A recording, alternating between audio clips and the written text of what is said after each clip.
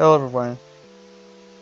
As I'm recording this, only 2 days to go till the park opens. I thought it would be fun to just quickly go over a few things that have happened over the website, basically some pre-opening day stuff, and talk about a few other things that people may not know about.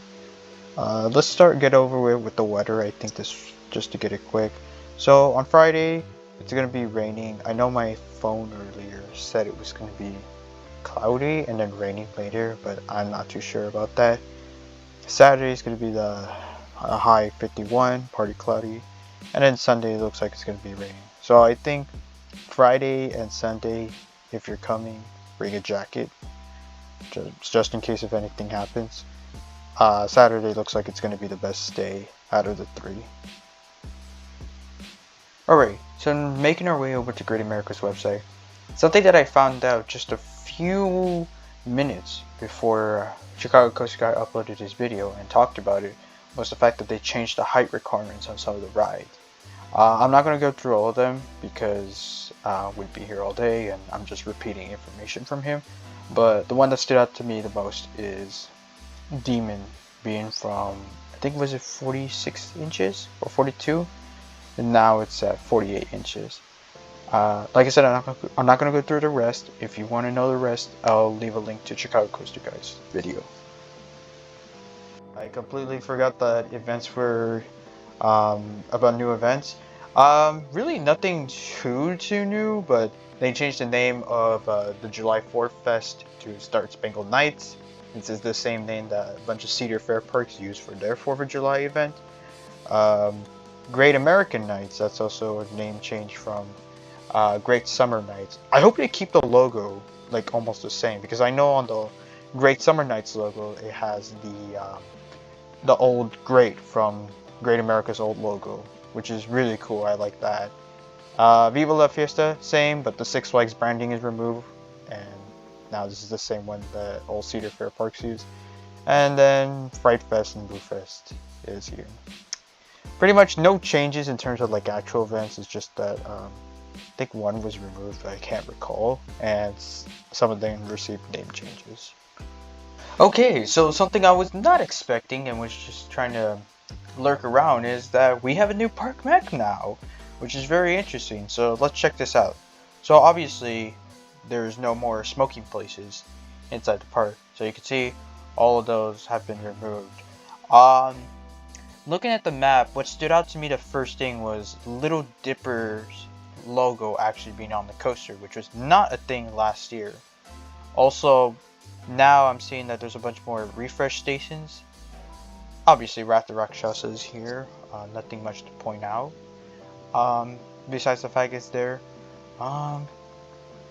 Seems like a lot of some of these restaurants do have their own marker here now, which is very interesting. I did not expect this to find this, which is very interesting. Alright.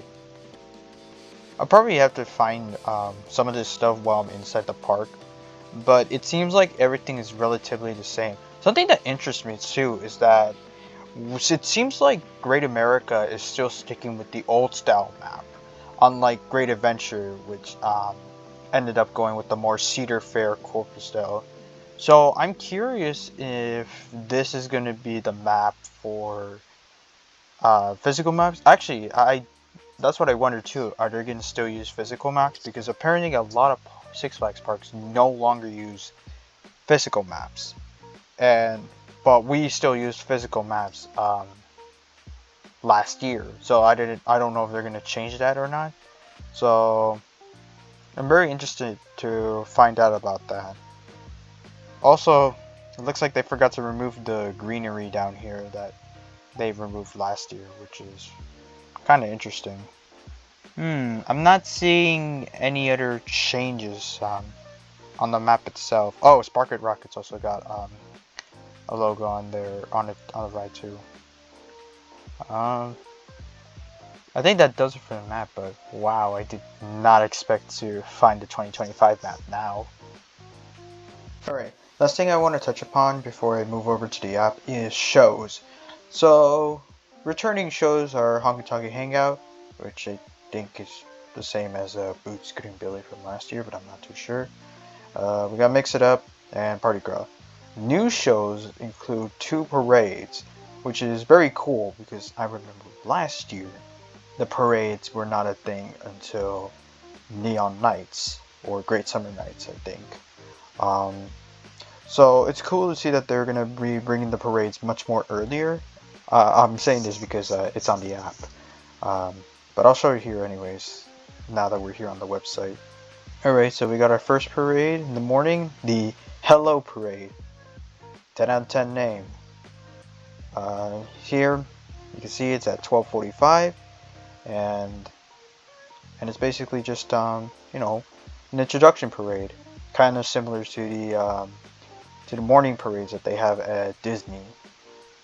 And then alongside that, we have a night parade. This one, unlike the first one, has actually an interesting name. Spring into Sunset Parade. This one is at 5 o'clock. So if you want to call it the 5 o'clock parade, and you can call the other one the 12:45 parade, that could be valid too. But this is very cool because, like I said earlier, there was no parades until summer last year. So having the parades be a thing early just gives, you know, people more reason to stick around and you know, provide some entertainment in seeing our favorite Looney Tunes characters out and about. I also like how they approach the Disney method, which by having a parade in the morning and then another one in the evening. So that's really cool. I can't wait to see both of those out. Okay, and then the very last thing is character meet and greets. I like this because they didn't have this listed last year, and like I said in my video about how to improve Great America, most people don't know that the Looney Tunes exist, and if they do know that they exist, they can never find them. So I'm glad that that Great America actually listed a place where the characters can be meetable, because previously the only way you'd know is either by guessing, or if you're just an internet person like me, you'd probably find them at some obscure place. I actually put the times on the Looney Tunes wiki where you can find the Looney Tunes at Great America.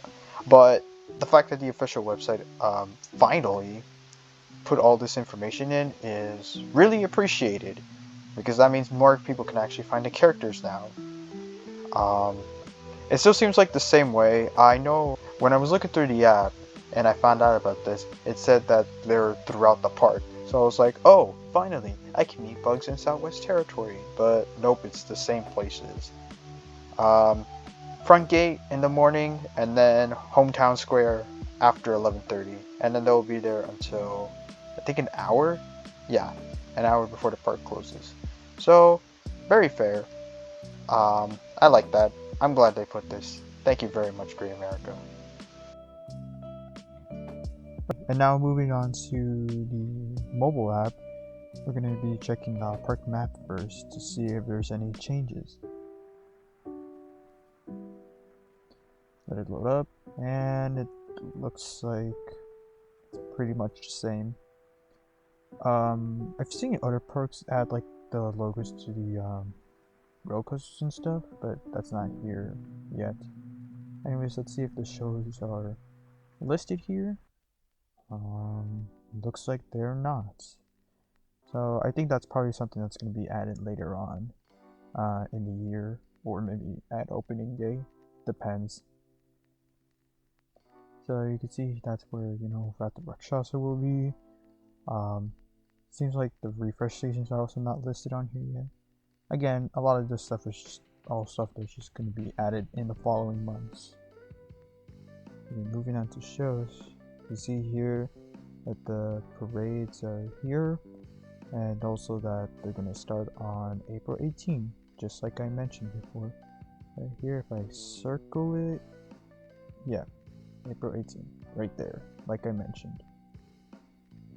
And if you keep scrolling down a bit more to the bottom, you'll find the character meet and greets. This is what I was talking about when I thought it said throughout the park, that I thought it could be Bugs Bunny in Southwest Territory. But again, Good that it's labeled here. It doesn't say the locations here. I guess you gotta find out on the app, or they're gonna place them in the actual map. Anyways, all the rides here says closed for season.